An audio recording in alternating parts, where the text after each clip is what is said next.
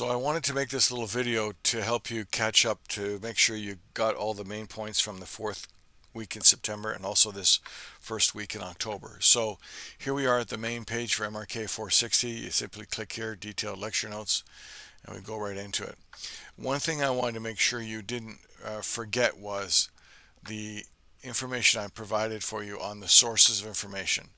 And just remind yourself there of the different types, like government, meaning government ministries, associations like, for example, the Canadian Chamber of Commerce or the Canadian Airline Industry Association, or automotive parts, etc. Those are all very helpful for your first assignment and your final project.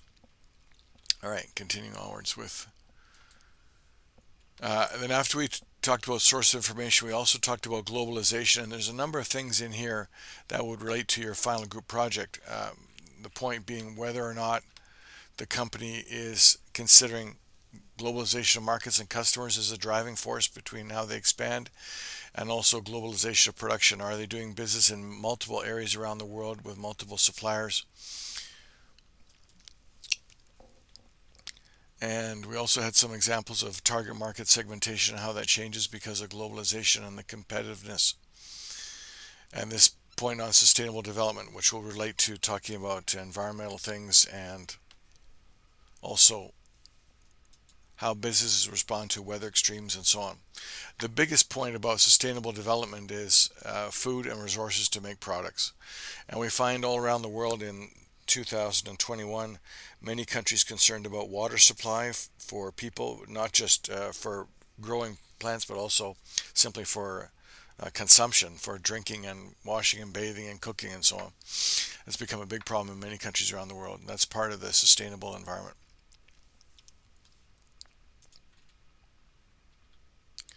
And the cultural environment was interesting because there's so many different opinions about what culture is and how it influences things. But basically we wanted to talk about the influences on cultural environment, things like how people communicate, how they live in families and languages they use, and the way they understand interacting with each other and so on. So this is the things in here that you should reread, because talking about the cultural influences on your company for your final group project will be a big topic.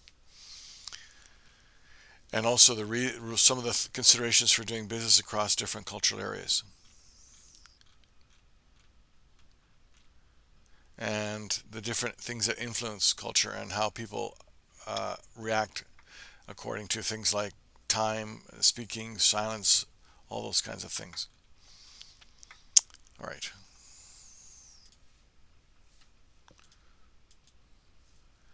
And then the diaspora, we had some people already look at some of these countries in here and add on some additional information.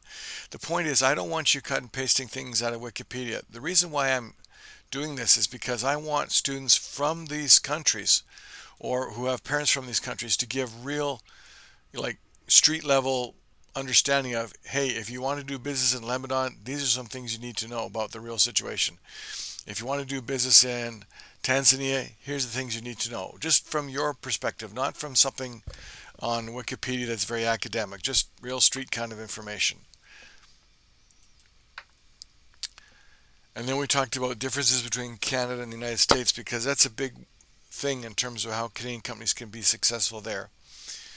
And then we started to get into viral marketing, where there's a big discussion about, first of all, the different types of viral marketing, because I wanted to make sure you understood there's different ways that people do this. And also the overall big picture was, why do companies do it at all in the first place? Answer is because traditional advertising is not very effective. And we had a student in class on Wednesday saying that young people these days are overwhelmed with so many messages from packages and signs and stuff online that they don't really pay attention anymore. And in order to be able to get somebody to learn about your product or be excited about it, you have to be kind of crazy and do really amazing things to cause people to then pass it on, because you're more likely to be interested in a product because a friend mentioned it rather than some ad that you saw on the subway or things like that. So we talked about the 6 types of viral messages. And we talked about some undercover and edgy sort of gossipy ones, which are kind of interesting, how companies are kind of sort of sneaky about this. And Edgy ones were meaning slightly maybe bad taste or a little bit racist or sexist, but they're doing that to cause you to be interested and then pass it on to somebody else. And we also talked about guerrilla marketing, and the whole point here was that companies these days trying to get people to buy their product can't afford big advertising budgets like the large firms like Adidas and Coke and Nike and General Motors and Apple. So what they need to do is they need to come up with some really interesting stunt or crazy thing that they can video and then pass it on to other people, and also do this in a way that doesn't cost much money. So guerrilla marketing reflects the concept that you've got a small company with limited resources trying to get customers in the competitive context of a big, huge company that's already been around for decades and decades. So the guerrilla concept is that you've got a small force of very intelligent, motivated people using interesting technology and methods and strategies, and they are successful against a larger force.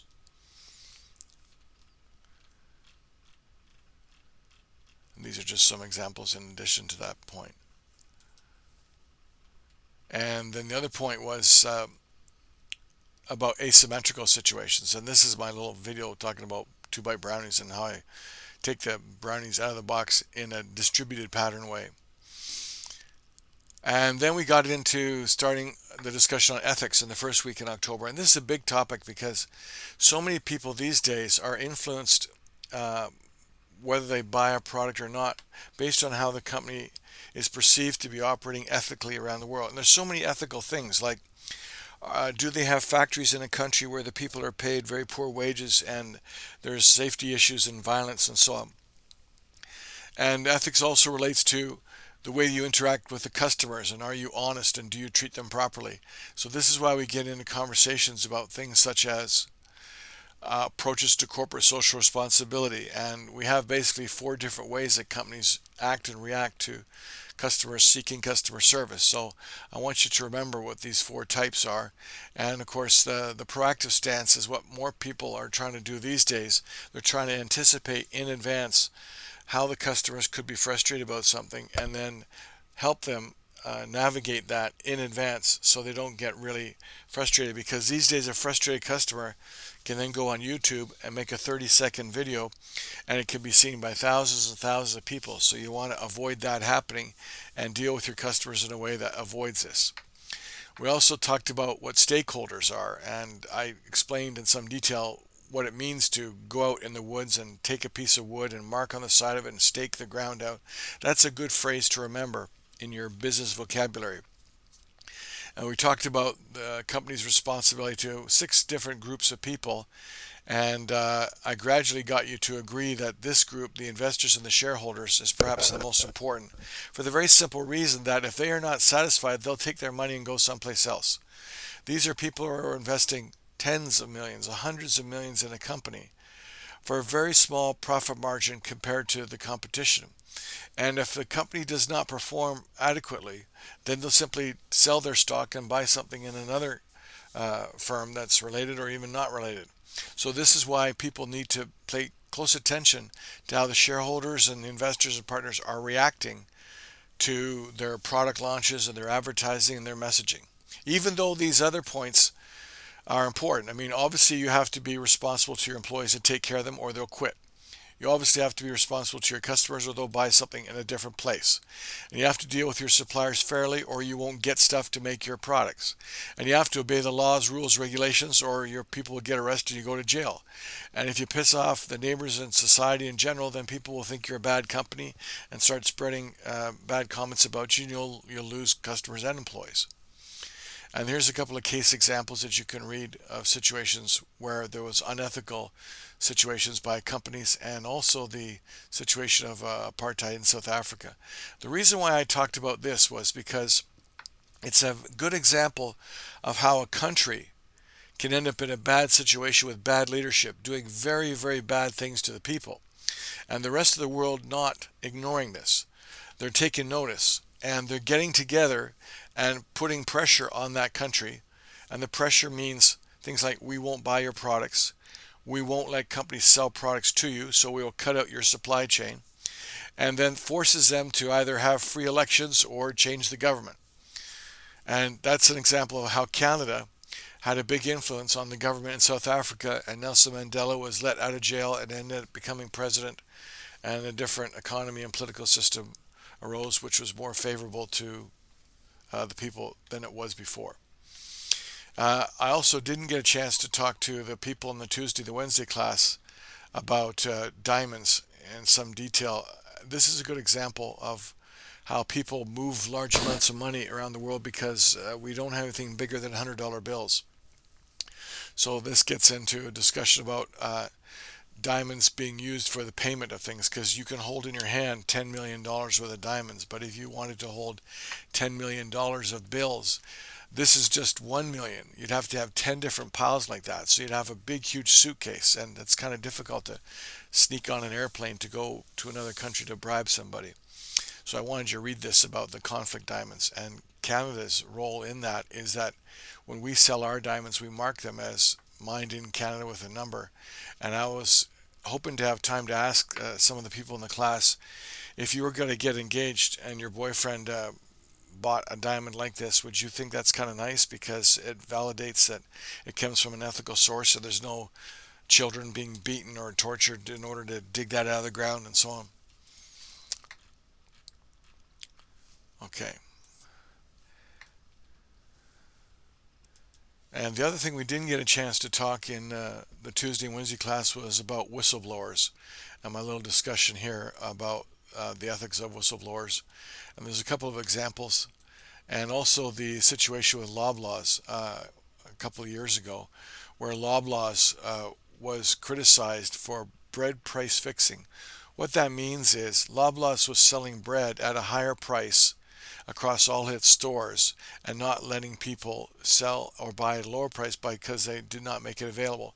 So the government said to them that you must change this, and you've got two choices: whether take you to court and charge you and send some executives to jail, or you fix this on your own. So what Loblaws decided to do was give out free $25 gift cards for customers, but the process that they went to do that was a little bit controversial because they asked people for ID and other things like that, which really wasn't part of the original plan. You should just give them the money, and this is paying their punishment for the price fixing situation.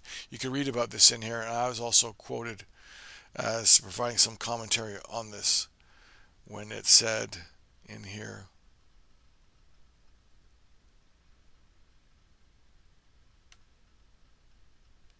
Tim Richardson disagrees. This is standard procedure, claiming no precedent has been set.